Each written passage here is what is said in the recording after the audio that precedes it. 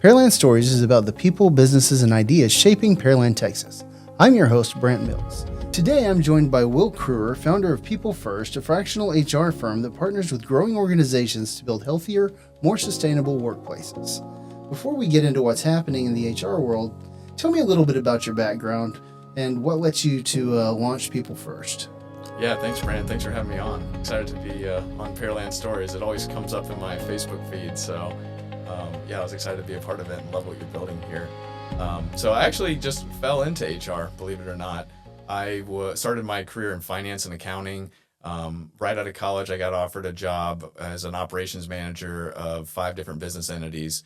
Had some financial components to it and things. And I remember my mentor at that time had told me, because I was interviewing for a finance role. I had a finance degree. I was working in operations, and I had told my mentor that I'm interviewing for roles. He knew that I was leaving, and he told me, very candidly, he was like, "I just don't picture you in finance."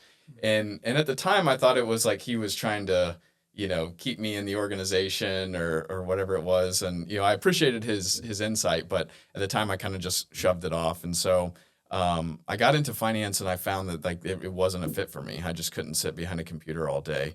And so I went to meet with a recruiter about a different role, and they had told me that I would be a good recruiter. And I was young and didn't know anything about the industry, and thought, I'm in for a change, so let's give it a try. And I actually ended up being really good at it. I was good at connecting with people. I was good at solving needs, connecting people to a business need, networking, uncovering people's career identities and helping them with their path. And it really resonated with me because I had struggled with my path so much.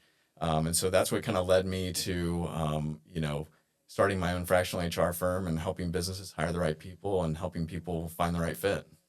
So tell me a little bit more about what you do in depth as a fractional HR person. So that's kind of a new model. Can you tell me a little bit about that and how that works? Yeah, well, it's interesting that you say it's a new model because it has gained so much traction over the last 10 years. I think COVID was a big catalyst for fractional resources. You have fractional accountants, fractional CFOs, fractional COOs, even fractional legal, fractional IT. And that model really took off because business owners really needed more flexibility. They need the resources of a full team, but they obviously don't have the budget or even the time to manage a full internal team. And so what a fractional resource does is, provide you with that full team of resources at, less than half the cost.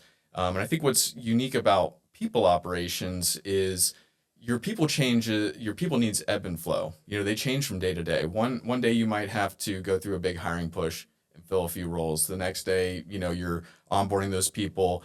And then, every year you're doing a benefits renewal, and you might have a leader who's struggling connecting with their teammates, and you might have to coach them into, connecting with their team to get alignment and productivity. And so those needs ebb and flow. And so the beauty of a fractional resource is that no matter what need comes up, we can immediately plug in. And when that need's solved, we can either, kind of lean back out or plug into something else that's come up. And so I always kind of laugh when I think about The Office. I love The Office, the TV show. And there's an episode where Dwight Schrute's trying to make a sale to somebody, and he says that he never gets sick, he doesn't take holidays. And that's how I think of us, is we're not going to turn over. We have a full team, so if you call and need something, if one person's out sick, somebody else can pick up the phone. And so it's really a beautiful model. And you work on both sides. So you help companies with their staffing needs and with issues within HR, but you also help people who are looking for jobs to find better results. So can you talk about some of the things that have changed in that space over the last 5-10 years? There's a lot of talk about AI. There's a lot of talk about things changing and moving. And there's a lot of frustration, I think, on both sides because people don't really understand. So can you give me a little insight? Yeah, well, I'm glad that you brought it up because every hiring professional struggles with, you're helping your clients hire, but you're also helping candidates get jobs. And those are 2 very different jobs, yet they're all one and the same. And so by helping companies get hired, what gets people hired. And it's not a flashy resume, and it's not, some kind of interview trick.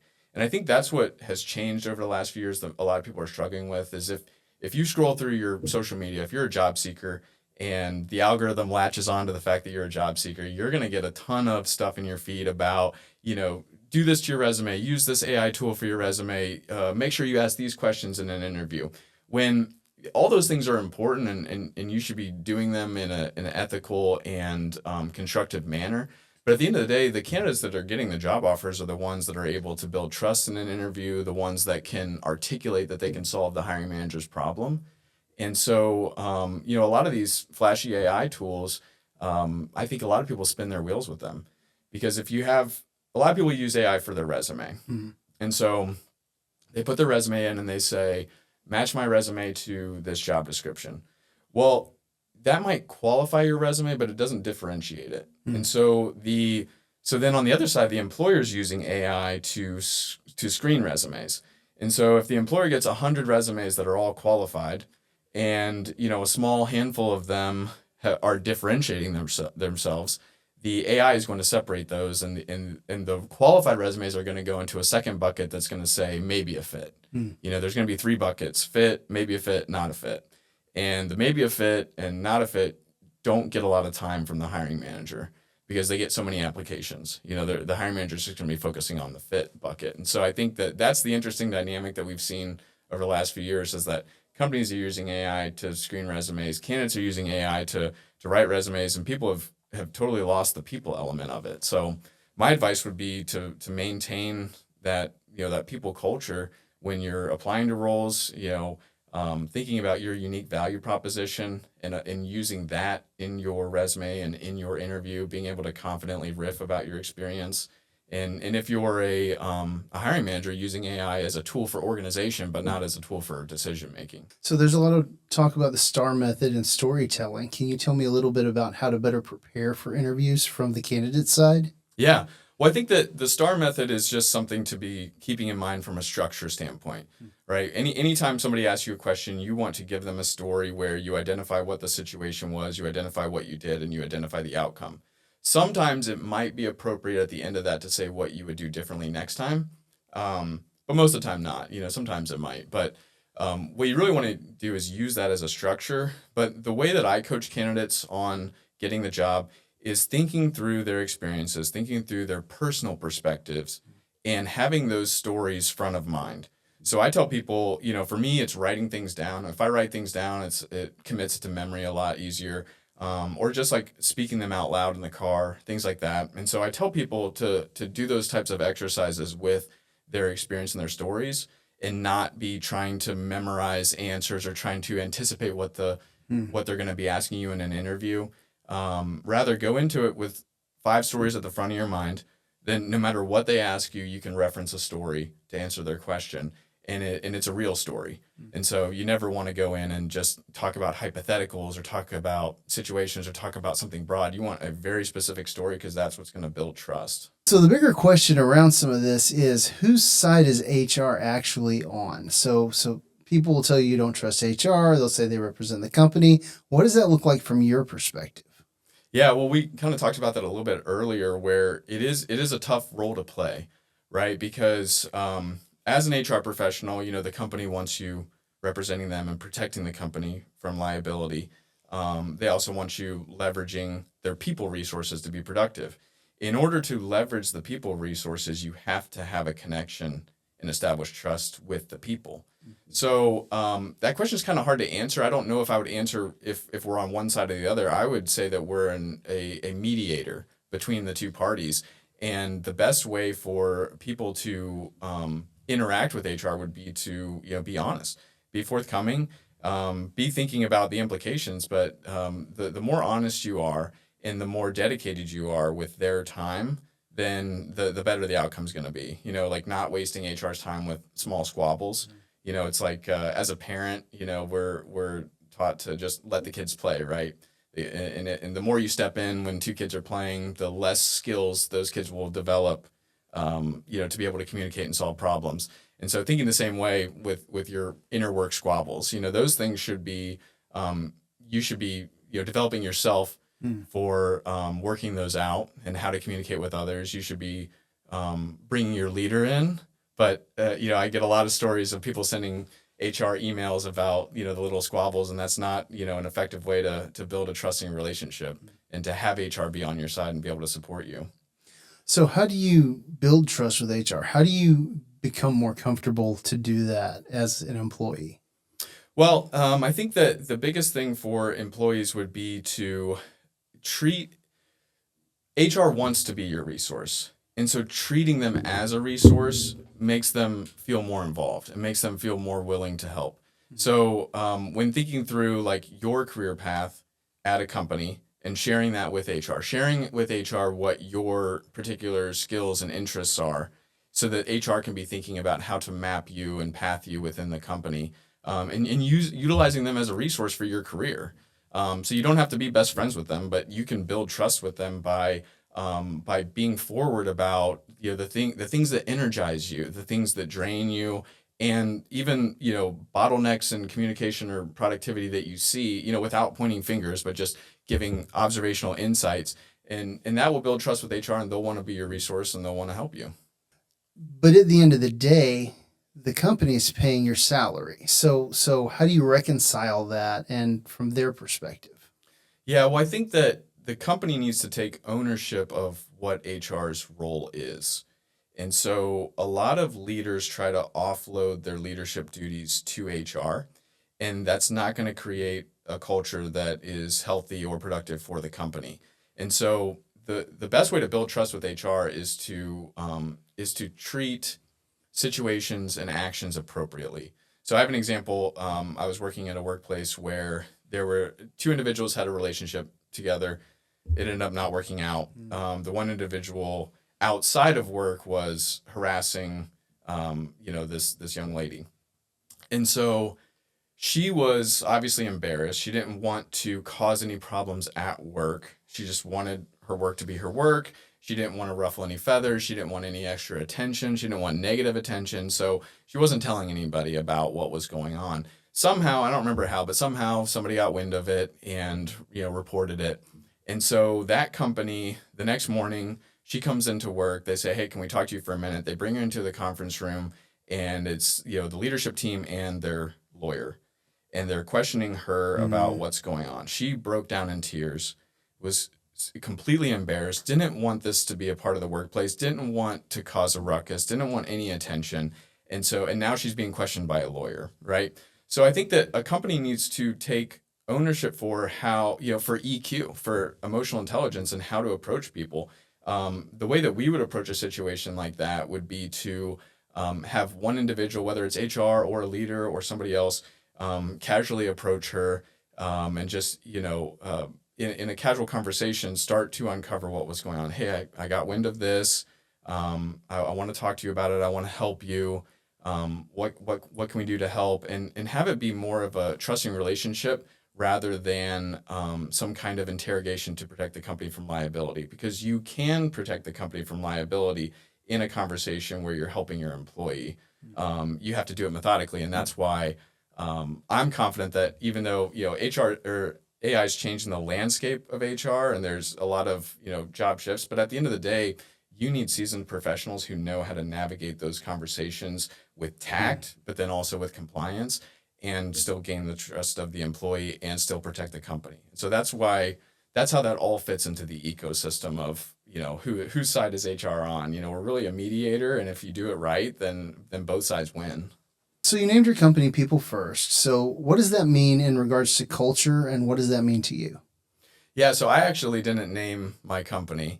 I have a business partner. Her name's Alexandra Bowden. Her and I met many years ago. Funnily enough, we lived in the same city, but we connected on LinkedIn. Two people in the same industry decided that it's always important to network, learn how to share resources.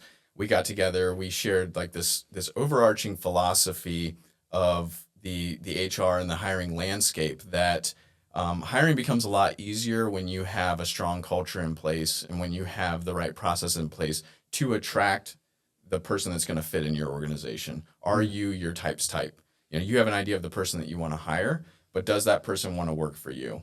So making sure that your organization starts with a foundation to attract the type of person that would succeed. So we connected on that foundational philosophy, which is a little bit different than how other recruiters approach hiring. And so we decided to partner up. And so People First was, we're equal owners now, but I had my own company at the time. She had her own company. We merged. We're equal owners. People First was her brand, and I assumed that brand because it had a good following, had a good brand, and at first I didn't really like the name. I thought that it was kind of generic, but over time we've received a lot of great feedback about it, and I've actually come to really like it now, because it does emphasize the fact that when you put your people first in an organization and in relationships, that is what has a business succeed. You can always have technology that supports things. You can always have technology that makes things move faster. But at the end of the day, the brand of your business is your people. I have a number of brands that I absolutely love, and it's all because of how the people in that business treat me, or the experience that they provide to me. And so I think that, what our mission is to help companies understand the processes and the mechanics behind how to put your people first, right, so that it can boost your productivity and so that it can boost your service level. Now you're in Pearland. The company's based elsewhere. Where are the majority of your clients? Are you guys just everywhere? Yeah, I wouldn't say it's based. It's based elsewhere. So we were already remote before COVID. Okay. Mainly because no one's going to come into our office. When we have clients, we go to their office. We're working with their teams and their people. We're building trust in their organizations. We're showing face and being boots on the ground. And so whenever we started the company, it didn't make sense, to have an office space because no one was going to come to it. So, and then COVID happened and it all worked out. But, so my partner's located in Ohio. I'm here in Pearland. We have clients here in Houston. We have clients in Ohio. We have clients in Dallas and South Carolina, Florida, Kentucky. So a few different places, but we have consultants that are located in those places as well because of how important it is to have those boots on the ground and give those people attention. Sure, 100%. What would you say to Pearland area businesses specifically, people who want to future-proof their culture and talk about their talent strategy? So what would you recommend to them? Yeah, well, Pearland's really in an amazing position right now where we're just seeing a ton of growth. And it's all happening really, really fast. There are a ton of businesses that are hiring, and more than just hiring, they're trying to hire the right team, right? People aren't just hiring to hire. They're looking for a specific person that can really support their business because Pearland is so community based.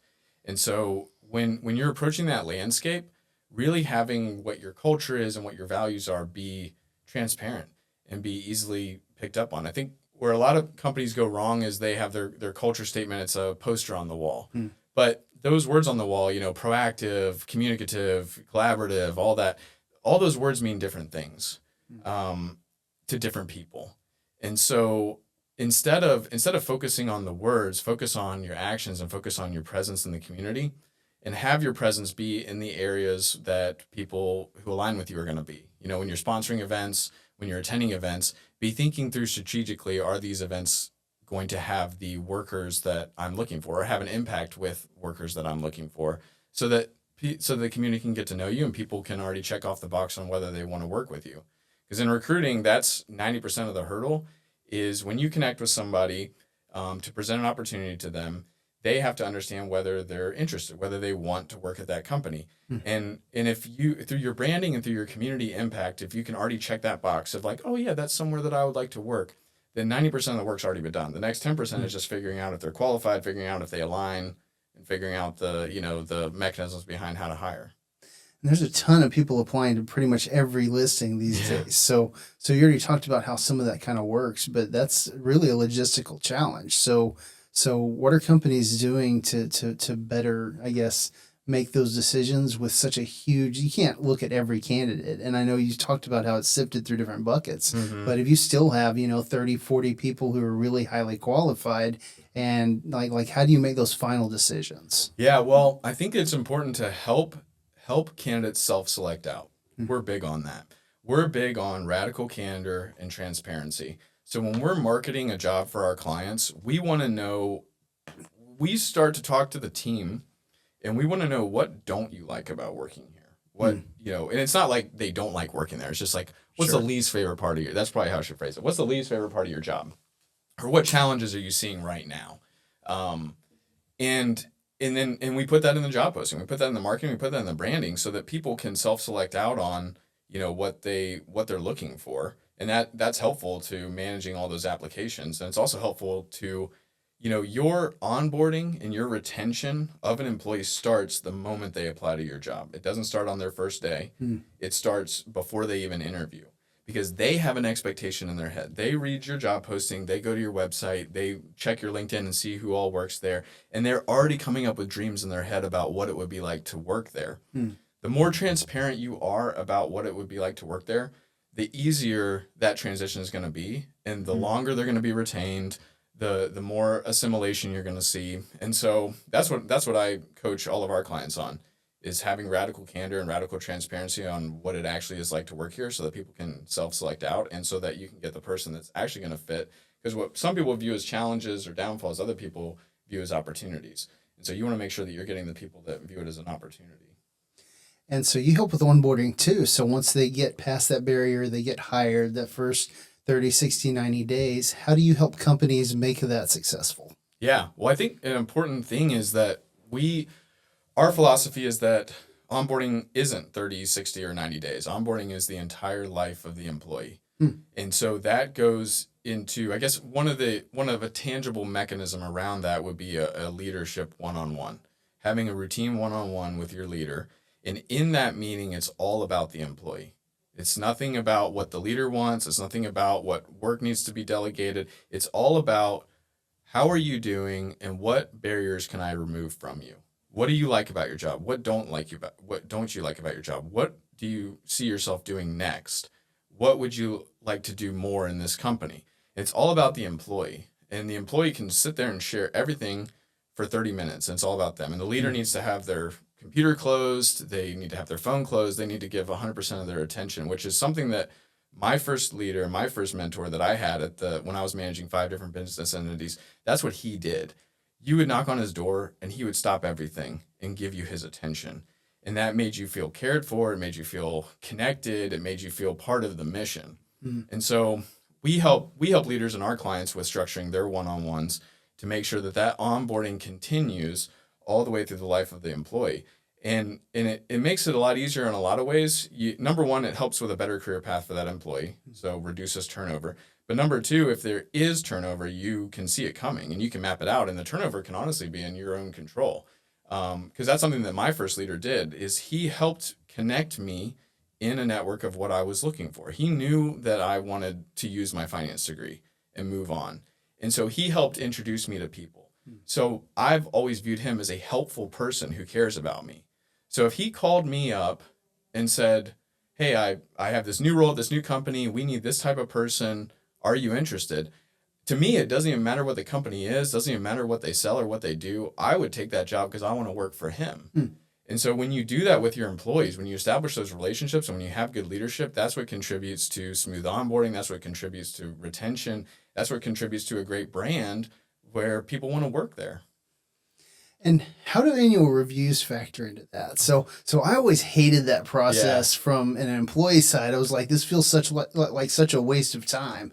And then when I became a supervisor, I saw it from a different perspective, because, it gives you kind of a helpful understanding of where people see themselves and where they plug in and what their needs are. So how do you approach that process? Yeah, that's an excellent question, because the way that we approach it is an annual review there should be no surprises in it. There was another organization that I worked for where they weren't good at communication. They weren't good at setting expectations. And so in an annual review, someone would walk in there. They've spent the whole year thinking that they did a good job. They hit different metrics. Throughout the year, they've been randomly told at different times that they're doing a good job. And then in the review, it's like, okay, you did all these things right. And then here are a few things that you can improve on. And here, either you're getting a raise and it's this amount, or you're not getting a raise at all, or whatever it is, or you're getting a new job title. And so for that employee, if you haven't heard anything all year long, and then you walk into a review and you get that information, whether you got a raise or you didn't, you're questioning, could that raise have been more? If I would have known about these things sooner, could I have gotten a better raise? Or if you didn't get a raise at all, you're going to be, super disgruntled because you're wondering that you didn't have the opportunity. So the way that we structure our annual reviews is that we call them performance reviews. It's a performance management system where it's you have your leadership one-on-ones. Those are biweekly. You never cancel those as a leader. You always make time. You never cancel. You always show up for your employee. Then every quarter, you have a recap of, okay, so in our one-on-ones, you had discussed these goals. You had discussed this is where you want to go with your career. These are the barriers that you need removed. Here's how that relates to the company. Here's what the company needs from you. Here's how we can work together to get you where you want to go. And that happens every quarter. So then at the end of the year with the annual review should just be a summary of everything you've already been talking about in your biweekly one-on-ones and in your quarterly review meetings, to where it's like, okay, so here's what happened. Here's the expectations that we set. Both parties understand, and you have all the documentation of that. And so then people are a lot more understanding of whatever decisions are made. It also puts a lot more pressure on the leader to make a good decision with that, So I'm curious about where performance improvement plans, PIPs, fit into that and how you approach that. I've heard people talk about it in a way that some places use it to manage people out. And once you're on it, you're not getting off. You're going to be headed toward the door. But that's not the case in every situation. How do you look at those? I think that so we work a lot with small businesses. And I think in a small business, when you're put on a PIP, it is very much that they want to help, right? They see something in you that fits, and there's a lot of other pieces that are missing, and maybe a lot of other frustrations. And so they recognize that, having all the things that do fit are so important to them that they don't want to lose that. And they're willing to work on the other stuff. Right. I think in larger organizations, things move so fast, and leaders don't have the tools to manage larger teams, that the performance review or the performance improvement plan is very much a way to cycle somebody out and cover it, to be compliant. Right. So I think that they can be effective tools, but again, it all goes back to how you present it. So I've shared a number of stories about real examples of how HR should be approaching employees, how leadership should be approaching HR's role. And so I think when you have those systems in place where people are being treated more relationship based, you can approach a performance improvement plan in a successful way to where the employee doesn't feel like you're trying to get rid of them. Unfortunately, that's usually not the case. It's not approached right. Even if there's good intention behind it, even if you genuinely want to develop somebody, you might approach it the wrong way. The employee gets the wrong sense. The employee shuts down. And then it's just a bad path from there. So how does all this work together to build stronger teams, to build better teams? What do you recommend companies do to make that a cohesive process? Yeah, well, I think for teams and team alignment, we've talked a lot about leadership. And it's a buzzword. It's something that people talk about a lot, but they don't understand the inner workings of how impactful leadership is. Because leaders get to their role by being good at their job. They're usually the top performer, the top expert in whatever department they're in. And so that's what gets them to climb the ladder. And then of that, 50% of those people are just naturally good at connecting with people. They're naturally good at emotional intelligence. They're naturally good at, knowing how to communicate and knowing that people want to be approached differently. And then the other 50%, they don't have those skills yet. And people think that it's a natural thing or it's not. When in reality, you can build those skills. You just don't have the tools to develop it. And right. So what we see is when people put effort into developing those skills, it's a lot easier to align your team and to bring your team together in a communicative area to where you can actually have productivity. We had a client not too long ago where their service director had done something inappropriate. We were brought in for a workplace investigation. We found that they had to be let go. They were let go, and then they wanted us to recruit a new service director. Well, through the investigation, we found what a tightly knit team this was. It was a team of 14 people, and they were so tightly knit that a new leader probably wouldn't have been able to integrate well into their culture. And so we asked them, what about let's call him Tom. What about Tom? He seems to be a perfect fit for this role. And they were like, well, they don't like Tom. Nobody on the team likes Tom. And we're like, well, let's make him the interim director. Let's work with him as a leader. It will be half the price of what it would cost to recruit a new person that might not even assimilate. So they give it a shot. They're like, we're going to continue recruiting, but we need an interim director. So put Tom in there and work with him. We'll see what happens. Immediately, a lot of the team members were like, I'm a year away from retirement. I'm thinking I'm just going to retire immediately because I don't like Tom that much.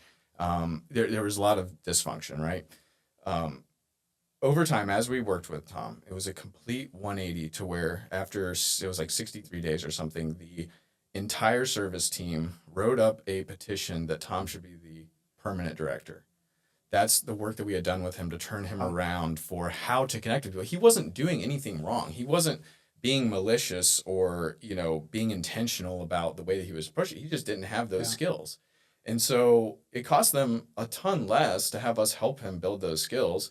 Now the service team's even happier. They're more productive than they were before. And you didn't have to hire somebody new. You didn't have to spend the time training somebody new. You didn't have to spend the time onboarding somebody new, benefits, costs, all of that. So it's a lot more effective just to focus on your leadership if you want to talk about culture and retention and aligning your team.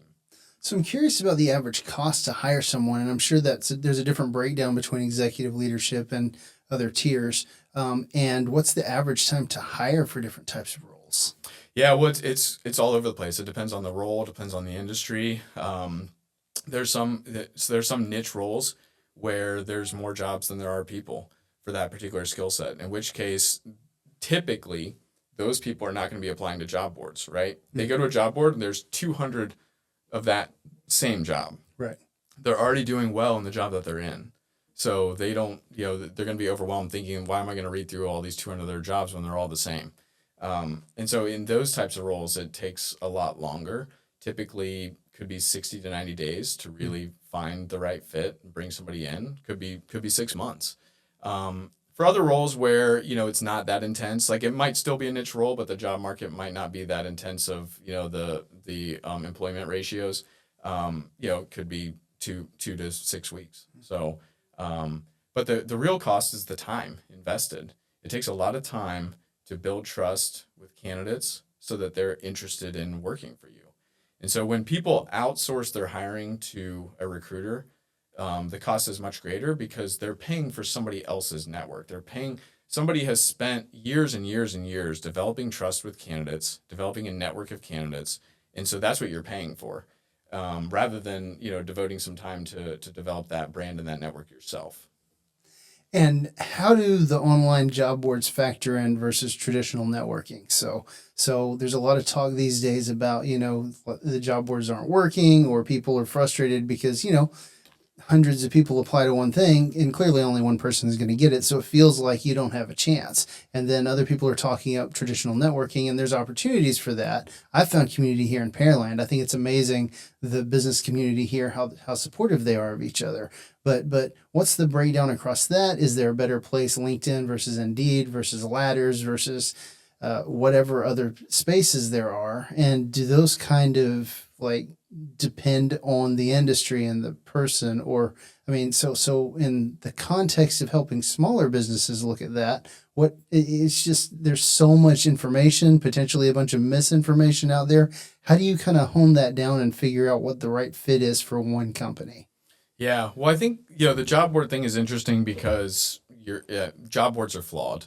There are a ton of applicants and you do feel like you're applying into a deep blue sea and that you're not going to get noticed. And so, I think it is helpful to be one of the first ones to apply. There's different tricks on there about changing the timing if you're on LinkedIn, on the HTML website, there's a number that counts the seconds of when a job was posted. So you can filter jobs that are posted in the last 24 hours, right? Mm. So in that code, there's a number of seconds that are in 24 hours. You can change that so that it only shows jobs that were posted in the last 5 minutes or 1 minute or whatever, so that you can make sure that you're the first to apply. But that goes back to what I was saying about that's a trick, right? That's a job search trick. It's helpful, you want to use those as best you can. Mm. But at the end of the day, the best thing to be doing is networking. And the best way to network is to be focusing on events and spaces that are going to be having, the types of opportunities that you're looking for. And be thinking through your sphere of influence. Be thinking through, when you go to a networking event, you're not directly looking for an opportunity. You're looking for someone who knows about an opportunity, someone who has a friend, someone who has a colleague, someone who has a former colleague. And so what you want to be doing is thinking about the sphere of influence of like who knows in my industry where, where the opportunities are and who to connect with. Because building those relationships is always going to be a lot better than applying mindlessly on job boards. And people spend so much time on job boards, and if they took a little bit of that time and went to one event a week or one event a month, it takes a while to see the result of that, but you will see the result of that. I had a lady years ago that had moved to a new city. She didn't know anybody. She told me that she got coffee with 110 people. Wow. And then found the job. She was a director of a theater, so nonprofit organization. Kind of a.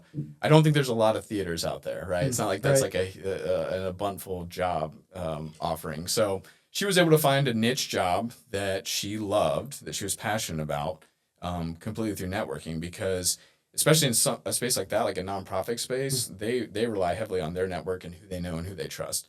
And so if they have someone in their network, that's the first place that they go, and then they make the job posting later.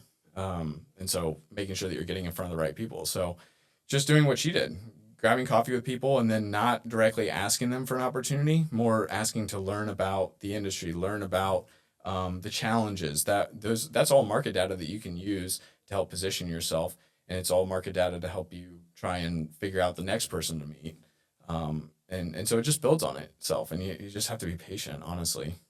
And from a company perspective, so what types of networking spaces should they be looking at to find the better candidates? Yeah, I think like thinking through, where is your candidate going to be hanging out?